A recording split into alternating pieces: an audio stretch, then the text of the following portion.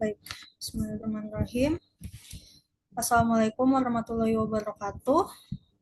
Perkenalkan, saya dengan Filza Alexandra Atailah dengan NIM M0403241094 dari kelas paralel 1 Desain Pengalaman Pengguna atau P1. Pada kesempatan kali ini saya akan mempresentasikan proyek studi kasus UI UX aplikasi Sibadra untuk sesi UAS sekaligus untuk asesmen final.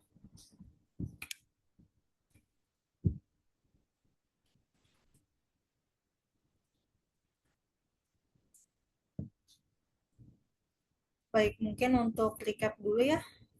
Jadi produk yang kelompok saya pilih yaitu kelompok 8 adalah Sibadra, yaitu kependekan dari Sistem Informasi Berbagi Aduan dan Saran. Sibadra ini adalah platform digital resmi yang dimiliki oleh Pemkot Kota Bogor untuk mempermudah warga melaporkan keluhan, aspirasi, saran, dan kegawat daruratan secara real time. Jadi kenapa tas ini saya pilih? Tas ini dipilih berdasarkan kesepakatan kelompok dan beranda juga merupakan salah satu fitur basic yang dimiliki semua produk tentunya ya, yang memiliki kepentingan lumayan tinggi dalam user experience dari pengguna gitu. Jadi untuk tas yang dibahas itu adalah scrolling di beranda aplikasi, dan berdasarkan ini terdapat dua subtas yang dieksplorasi. Pertama itu adalah pencarian konten. Jadi mencari sekumpulan laporan yang memiliki atribut dan kualitas yang diinginkan oleh pengguna. Atribut tuh maksudnya dengan tanggal tertentu atau dengan tag tertentu, mungkin seperti itu kali ya. Dan interaksi konten. Proses berinteraksi dengan postingan laporan untuk mengetahui detail yang diinginkan oleh pengguna sedalam yang dia mau. Gitu. Jadi ini untuk task flow pencarian cukup simple ya untuk di aplikasi aslinya. Di sini ada 3 kategori dan mungkin untuk sekarang itu sistem filternya cuma sebatas ini gitu. Jadi pilih mau berdasarkan apa, nanti postingan laporan akan di sorting secara descending atau ascending gitu. Nah, ini juga ada mungkin jaraknya gitu ya dari lokasi pengguna. Jadi untuk karena di awal aplikasi itu memang dimintakan lokasi itu dinyalakan gitu. Jadi emang ada fitur seperti ini gitu. Dan untuk fitur search bar-nya sendiri, setiap kali mengetik itu tuh nggak ada in between, jadi langsung muncul postingan yang sesuai dengan teks yang diketikkan gitu. Nah, seperti yang bisa dilihat di sini nggak ada in between, jadi cukup simple ya.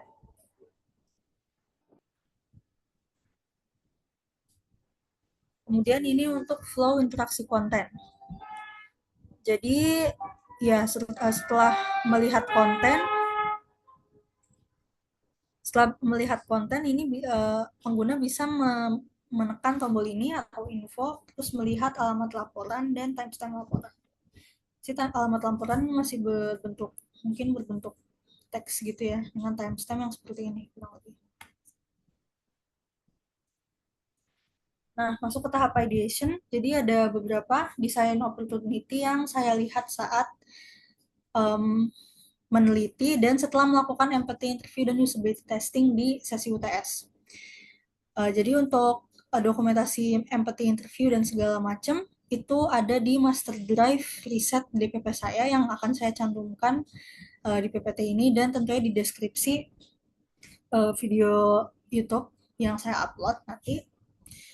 Nah, jadi untuk desain opportunity-nya itu adalah perancangan ulang desain visual, karena bisa di note kalau um, peserta usability testing saat itu tidak terlalu menyukai desain visual dari aplikasi. Kemudian optimasi infrastruktur informasi, seperti yang diketahui, fitur filter tuh masih bisa ditingkatkan gitu. Kemudian immersive focus agar konten lebih readable untuk pengguna. Seperti yang diketahui tadi itu kan tidak ada in between yang meaningful gitu di antara setiap screen. Jadi mungkin salah satu fokus yang bisa saya riset adalah immersive focus dari konten biar lebih imersif aja gitu. Kemudian metode ideation yang digunakan adalah how might we. yaitu menggunakan sekumpulan pertanyaan untuk mencari ide yang menjawab pertanyaan tersebut. Nah, How Might We ini juga berdasarkan empathy interview ya, berdasarkan problem yang saya temukan di empathy interview. Terus ide yang dihasilkan itu dari metode How Might We ini saya mendapatkan 9 ide dengan satu ide tambahan, dan itu sebelum tahap penyaringan. Kemudian metode evaluasi idenya adalah menggunakan 2 by 2 matrix agar mengevaluasi kekurangan dan kelebihan itu lebih mudah gitu. Nah, mungkin adalah recap How Might We. Jadi di sini saya memiliki kurang lebih 5 pertanyaan, dan dari pemetaan saya mendapat 2 pertanyaan yang bisa menjadi fokus utama atau relevan How Might We gitu. Yang pertama itu adalah bagaimana cara agar meningkatkan kepercayaan user terhadap laporan fasilitas kota. Dan yang kedua adalah bagaimana cara agar user bisa mendapatkan informasi yang dia inginkan dengan cepat. Nah, berdasarkan itu saya membuat ide-ide tadi dan saya langsung petakan di 2 by 2 matriksnya. Nah, ini yang saya highlight atau saya bulatin di sini adalah solusi yang akhirnya saya pilih. Yang pertama itu adalah penambahan fitur bookmark, terus penambahan filter yang lebih advance, tulisan verifikasi nama pelapor di clickable, search bar memiliki fitur autocorrect atau listener search built-in dari aplikasi. Ini tuh adalah in between dari search bar tadi. Dan skema warna halaman beranda dibuat lebih menarik dan mensimulasi gitu. Sedangkan untuk ide-ide yang lain, saya tidak gunakan karena either terlalu wasteful atau tidak terlalu berguna, dan wasteful dan juga terlalu kompleks gitu. Nah, untuk yang ini, meskipun masuk useful dan simple, yaitu diversifikasi kategori pelaporan, mungkin ini juga berhubungan dengan task lainnya, yaitu pembuatan laporan. Jadi, berdasarkan kesepakatan saya dengan teman kelompok saya itu, mungkin kategorinya kira-kira cuman 4 saja kali ya. Next. Jadi, untuk alasan pemilihan, nah, problem statement-nya itu ini yang saya lihat di 3 dari 3 user gitu. Jadi dia mengalami logout sendirinya, terus mengalami refresh otomatis saat melakukan interaksi dengan postingan laporan. Jadi masalahnya di sini saat dia melakukan interaksi dengan laporan itu terjadi refresh gitu. Terus user mengalami frustasi saat berinteraksi dengan foto, dan user mengalami ragu atau kurang yakin saat melihat status tindak lanjut di detail postingan. Dan yang kedua itu adalah faktor dari UX goals. UX goals pertama tuh berkaitan dengan kelancaran melihat postingan laporan yang dilakukan oleh individu lain, berkaitan dengan interaksi konten gitu ya. Sehingga pengguna tuh bisa terus update dengan perkembangan informasi terbaru di kawasan tempat tinggal atau perkotaan, atau jika dia komuter yang lewat kota Bogor. Kemudian ada UX goals pendukung, yaitu pengguna dapat menemukan postingan laporan yang dia inginkan. Ini tuh berkaitan dengan pencarian konten.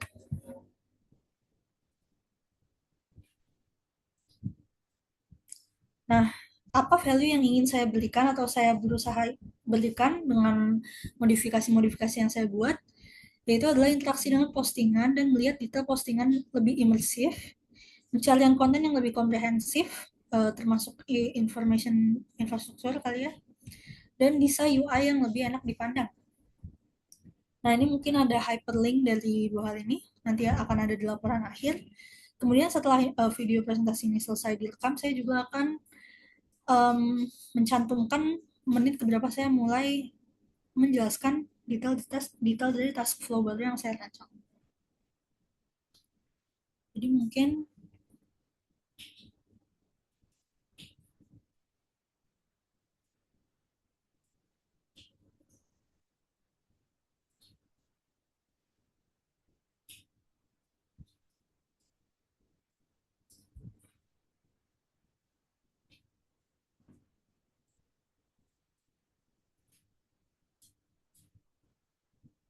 ya.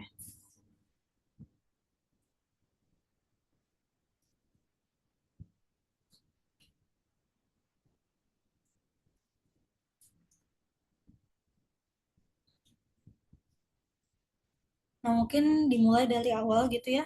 Di sini saya juga sedikit mengupdate UI dari penggunaan gradasi dan penggunaan card yang terkesan lebih modern gitu. Nah, ini juga navigation bar-nya di bawah saya buat lebih selaras dengan desain sistem dari aplikasi secara keseluruhan dari desain kelompok. Itu juga nanti akan saya cantumkan di deskripsi video YouTube atau mungkin di komen kali ya. Nah, selanjutnya ini saat memencet klik search, di sini tuh bakal ada smart suggestion dulu. Jadi ada in between. Kalau yang di awal tadi kan langsung muncul postingannya gitu ya. Nah, itu ada potensi menghasilkan cognitive load dan juga bisa terjadi loading gitu kan. Setiap kali mengetik tuh terjadi loading. Sedangkan dari yang saya temukan dari yang peti interview, sebenarnya user tuh cukup jengkel dengan loading gitu. Berdasarkan mimik dan peragaan juga itu tuh cukup sensitif dengan loading. Jadi sebaiknya loading ini bisa diminimalisir. Nah, di sini tuh ada kayak misalkan jalan rusak, dagang kaki lima, macet, tiang listrik. Nah, ini adalah topik-topik yang mungkin umum akan dicari oleh pengguna saat ingin mencari konten itu. Kayak asumsi kita memilih topik jalan rusak gitu, karena memang salah satu salah satu permasalahan yang sering ditemukan gitu ya di area perkotaan. Nah, ini akan muncul gitu, akan muncul postingan jalan rusak dan bakal di bold juga judulnya.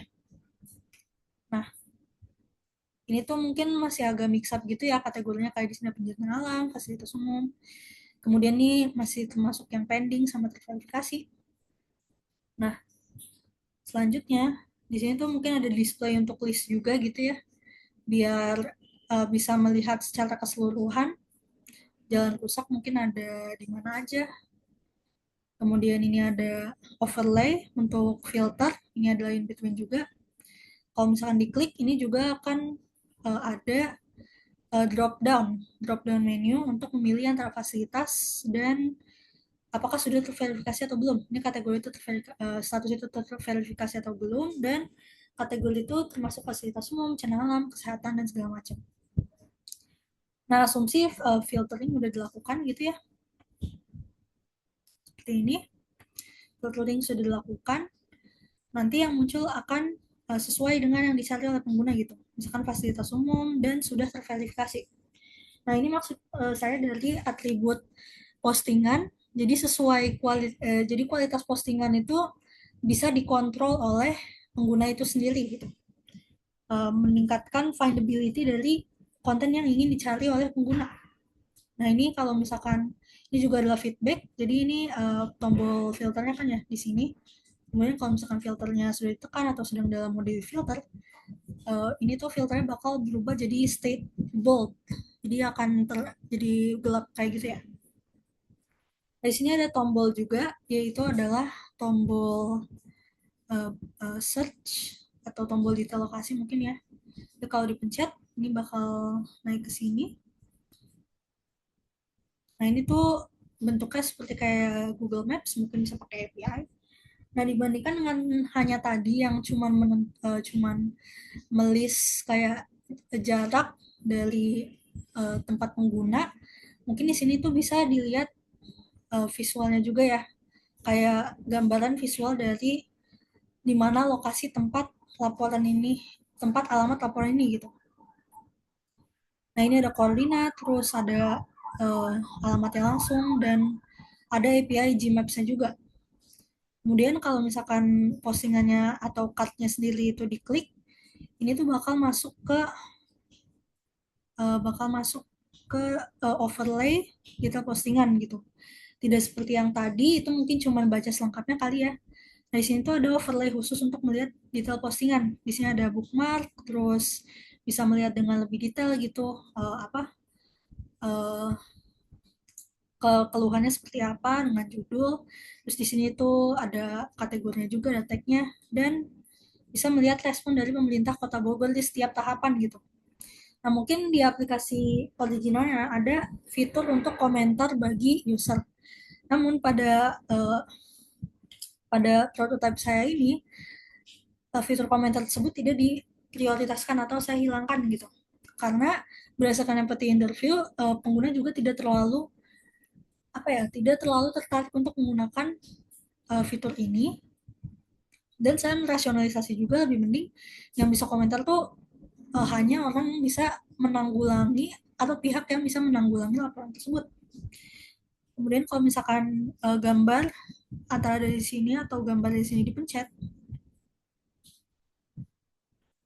itu akan ada screen image viewer terdedikasi gitu.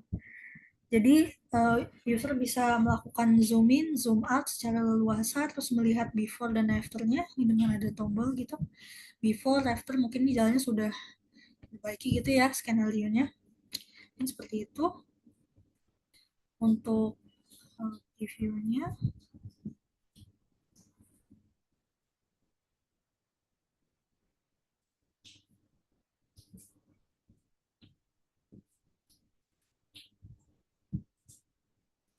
Nah, mungkin seperti ini. Jadi pertama-tama kita search dulu kali ya. Kemudian kita pilih jalan rusak.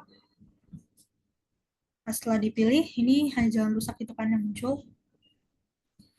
Kemudian mungkin kita coba lihat dulu view listnya seperti apa. Nah, kita kembali.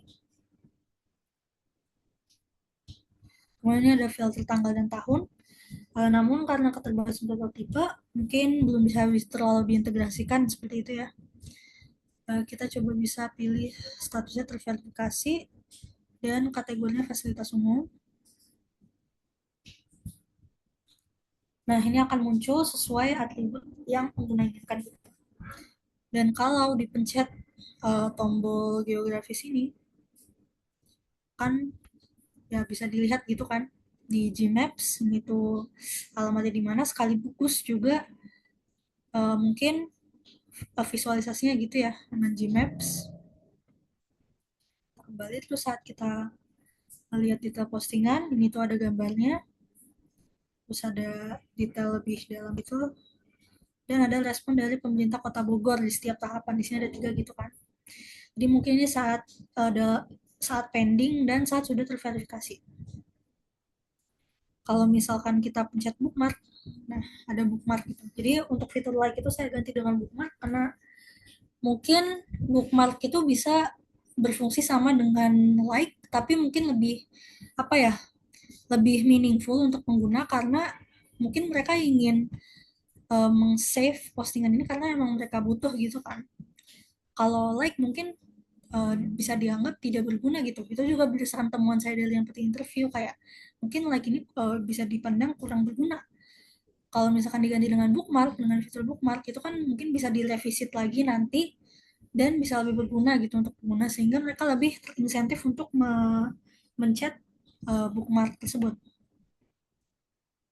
Nah, kalau dipencet, nah ini bisa dilihat kayak before and after.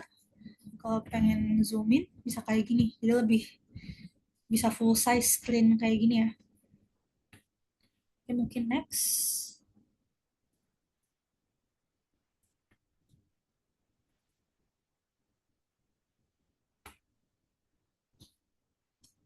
Nah, untuk rencana user testing, tujuannya itu adalah mengevaluasi solusi-solusi yang sudah diimplementasikan dan mengeksplorasi juga apakah solusi tersebut sudah bisa memenuhi UX goals atau problem statement di awal. Nah, metode yang saya gunakan adalah online moderated user testing dengan interview menggunakan platform Zoom. Profil partisipannya itu mereka sudah umur dewasa semua, dari kalangan komuter atau penduduk kota Bogor, memiliki keterampilan digital yang memadai dan cukup sesuai dengan persona Nurul. Nah, untuk user persona itu cuma ada satu mungkin ya, karena saya ingin berfokus pada itu. Nah, user persona Nurul ini juga akan saya masukkan ke deskripsi. Ada di master drive riset DPP saya. Untuk metrik yang digunakan itu adalah durasi penyelesaian, wrong click rate, single use question, termasuk confidence rating, analisis sentimen, dan behavior. Jadi untuk skenario pengujian sendiri, pengujiannya itu dilakukan menggunakan platform Maze, mungkin moderated. Jadi saya akan mengirimkan link Maze-nya kepada peserta gitu. Dan peserta itu akan melakukan share screen layar laptopnya di Zoom selama dia melakukan testing di Maze tersebut. Nah, selama usability testing ini, peserta itu di encourage untuk menceletuk gitu. Jadi dia bisa membicarakan apapun yang ada di otaknya. Dan pada section SEQ saat pengguna itu memilih skor, peserta itu diberi ruang untuk mengelaborasikan kenapa dia memilih skor itu, sehingga lebih mudah untuk mencari why atau mencari kenapa dan alasan, bisa mendalami gitu alasan kenapa mungkin fitur ini belum terlalu membantu atau fitur ini membingungkan gitu. Dan juga ada pertanyaan-pertanyaan additional interview yang akan saya berikan setelah semua task semua task dan SPQ section itu udah selesai dilakukan. Nah, ini adalah daftar SEQ, seberapa sulit task tersebut, apakah fungsi filtering mudah dan simpel dilakukan, apakah penampilan UI nyaman dipandang, apakah detail postingan mudah dilakukan, dan apakah perasaan Anda saat mencapai tujuan. Nah, semua pertanyaan itu um, ada dalam skala kuantitatif, namun karena jumlah partisipan di sini cuma 3 gitu ya, saya tidak terlalu memperhatikan mungkin rata-ratanya gitu. Tapi saya lebih memperhatikan elaborasi apa yang mereka berikan saat memilih skor tersebut. Sedangkan untuk daftar pertanyaan wawancara bisa dilihat di sini. Jadi pertama ada ceritakan pengalaman, terus bagian mana yang paling membantu untuk mencari informasi yang diinginkan. Terus jika dibandingkan dengan aplikasi portal informasi, bagaimana kejelasan status laporan dan informasi. Terus berapa cepat kamu merasa bisa mendapatkan informasi yang kamu butuhkan dengan kualitas yang kamu butuhkan. Dan jika ada satu hal yang bisa diubah untuk meningkatkan kenyamanan, perubahan apa yang akan kamu buat gitu. Ini pertanyaan eksploratif semua. Jadi mungkin ini adalah 5 pertanyaan intinya gitu. Namun berdasarkan jawaban pengguna, saya juga mungkin akan melakukan pertanyaan-pertanyaan follow up biar bisa lebih mengerti elaborasi mereka gitu. Untuk mengekstrak sebanyak informasi yang saya butuhkan.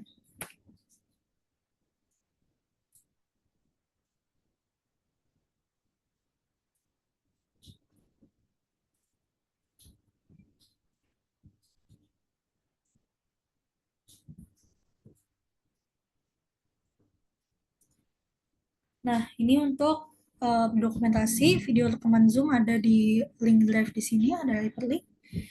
Itu juga nanti akan saya masukkan di link di bawah di deskripsi. Kemudian ini adalah catatan kasar dari catatan wawancara.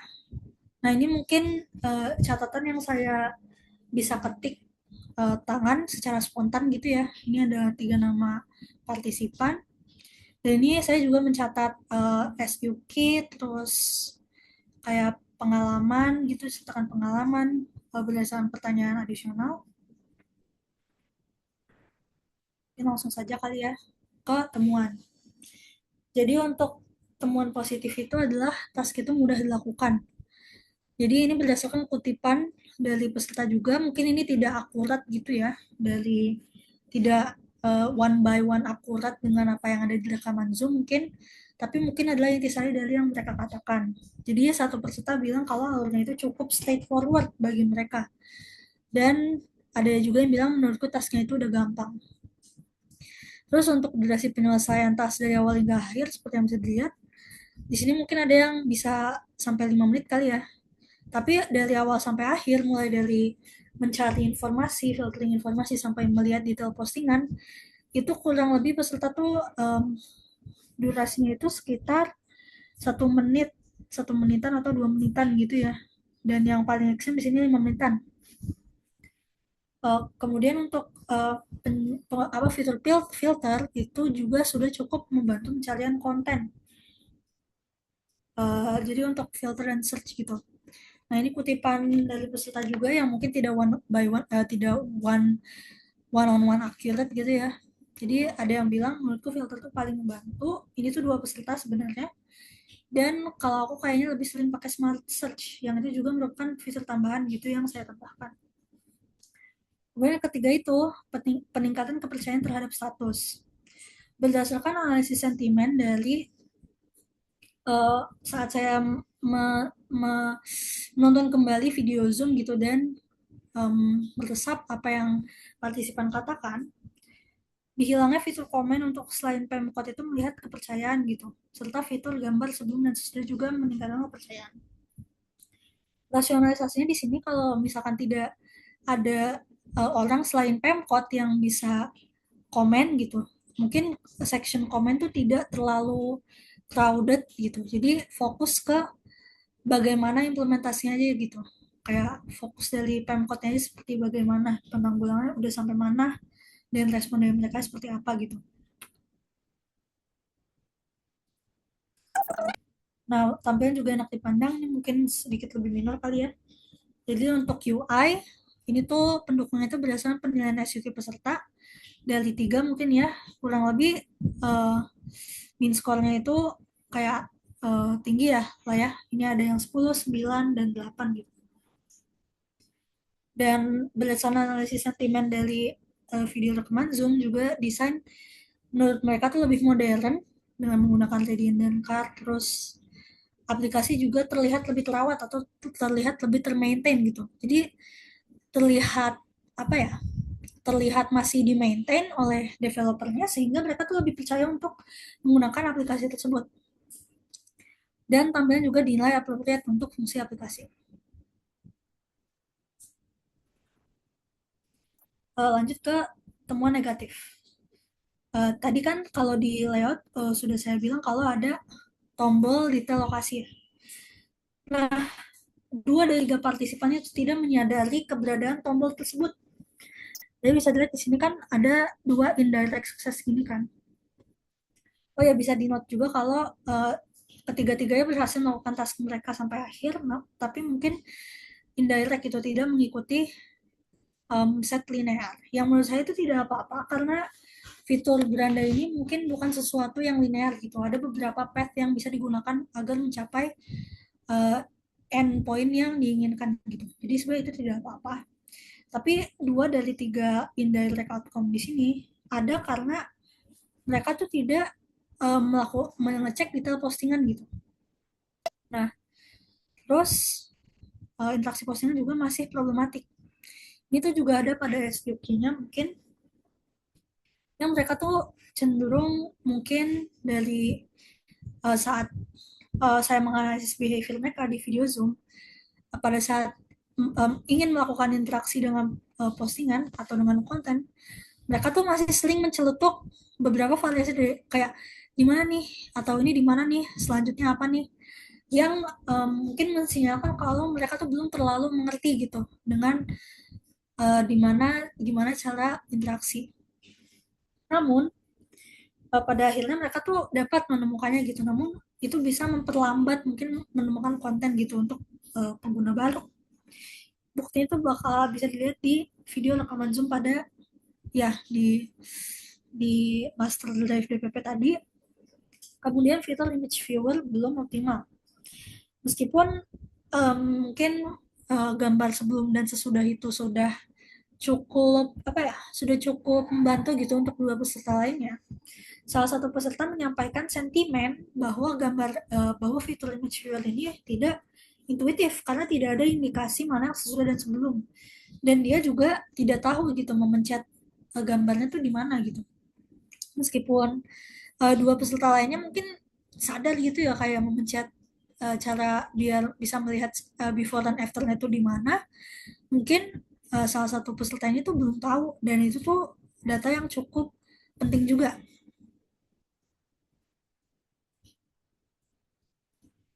Nah, selanjutnya itu adalah pemetaan. Jadi untuk navigation itu interaksi konten yang masih problematik. Ini tuh moderate. Kenapa moderate? Karena meskipun pada awalnya tuh mereka bisa mengalami kebingungan mungkin ya sedikit ya. Pada akhirnya mereka tuh menemukan endpoint yang diinginkan dan tasknya tuh selesai gitu. Dan hinting yang harus saya lakukan selama proses itu juga minimal. Untuk information architecture mungkin fitur filter ini sudah bisa mencapai gitu, bisa mencapai tujuan awalnya. Terus findability, interaksi konten yang masih problematik ini tuh termasuk peserta yang tidak tahu gitu kayak bagaimana cara membuka image viewer dari detail detail postingan.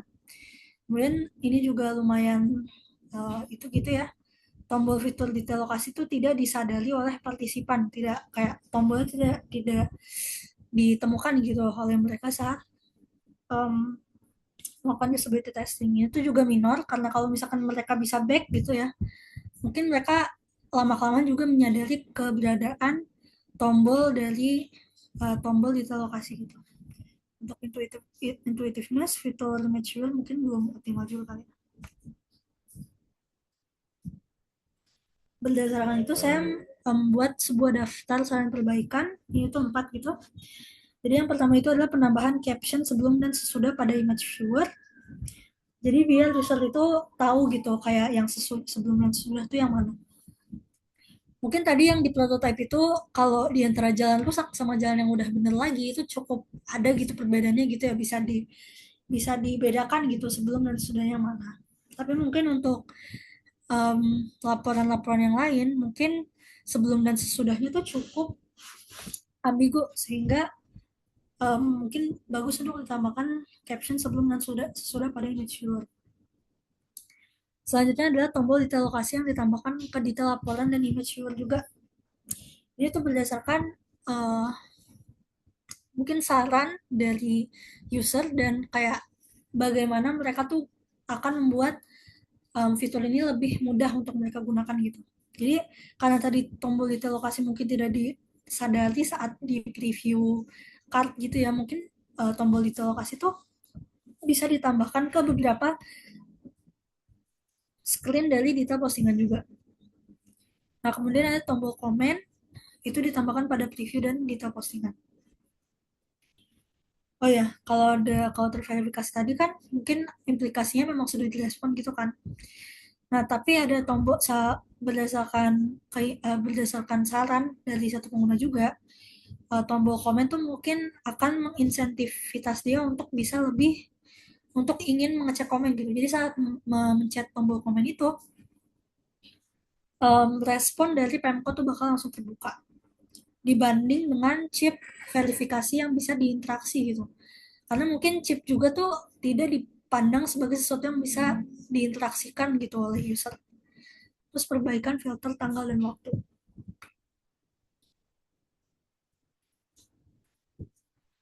Oke, ini untuk kesimpulan, apakah problem awal sudah teratasi? Nah, beberapa sudah, namun beberapa juga belum.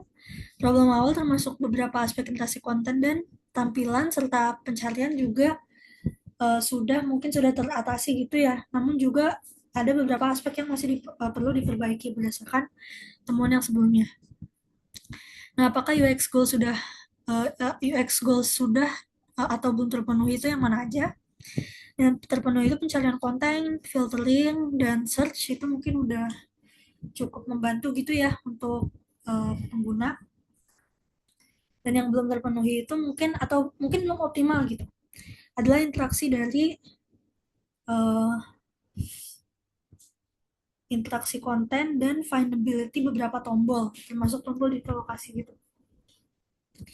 Insight-nya setelah mempelajari design thinking pada UI, insight saya setelah mempelajari design thinking pada desain pengalaman pengguna selama 1 semester ini adalah pertama adalah bagaimana cara berempati dengan user dan mengekstrak pain point dari sebuah sesi wawancara dan usability testing. Selanjutnya adalah bagaimana cara mensintesis ide dan cara mengevaluasi. Kemudian adalah prototyping, yaitu bagaimana cara merancang prototype untuk mengeksplorasi ideation yang sudah dibuat atau solusi yang sudah dibuat. Untuk saran iterasi selanjutnya, itu fokus pada pengembangan algoritma pada Belanda agar lebih intuitif dan bisa sesuai sama profil pengguna juga mungkin ya, dengan histori pengguna, dan diversifikasi kategori laporan dan pengembangan laporan sehingga lebih banyak atribut gitu, sehingga kualitas konten yang didapatkan pengguna tuh bisa semakin baik gitu. Nah, mungkin sudah sampai dengan penghujung video presentasi kali ini. Untuk kurang lebihnya, mohon maaf. Semoga proyek ini, semoga pemaparan saya ini komprehensif dan mudah dimengerti. Sebelumnya terima kasih. Wassalamualaikum warahmatullahi wabarakatuh.